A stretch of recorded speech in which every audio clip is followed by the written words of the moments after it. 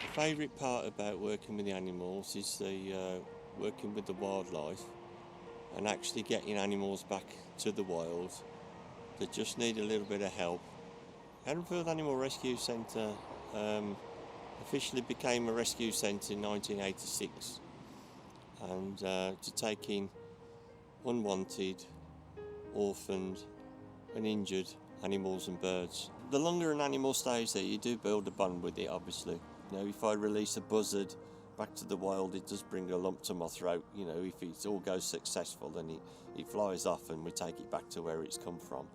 It's the same as if we rehome an animal to somebody, say a rabbit or something, then we know it's going to go to a good home. We have to make sure that they go to good homes, and then that puts our mind at rest then that they're going to be looked after in the future.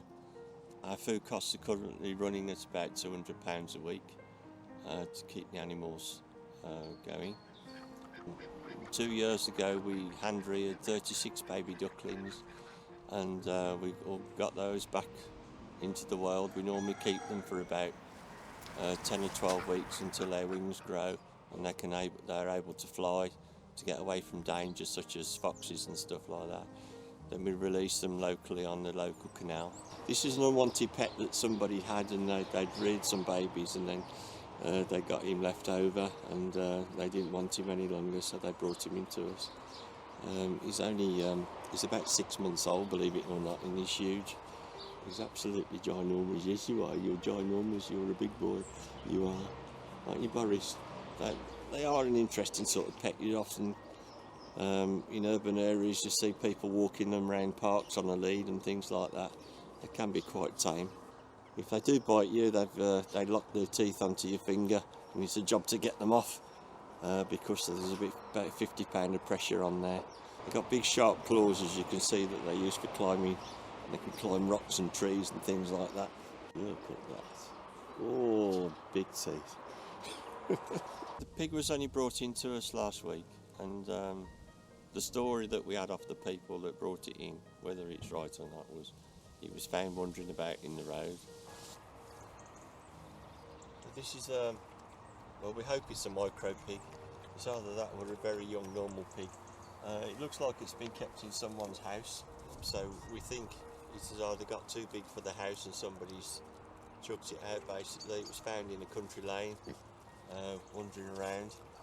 She eats bread, as you can see. She eats pig pellets, and she's always rooting around. She likes grubs and things like that, and worms they eat, and roots. She's quite a character. And apparently somebody said that when they kept her, they'd only had her about 24 hours because they didn't know where to take her to, and they got her with a dog, and she was sleeping with a dog. So yeah, she's quite friendly, as you can see. She likes her tummy tickled, and sometimes when she's in the right mood, she'll actually lie down and roll over as well. I don't know whether she'll do it now. She might. There we go. Right on cue. So she likes that. Have a tummy tickled, don't you? I grew up with animals, and my father did exactly the same. So I'm just carrying on his legacy, really. And I do it because I enjoy doing it. I don't have to do it, but I do it because I can do it, and do it quite well. So I think if you're good at something and you can make a difference, I think then keep going.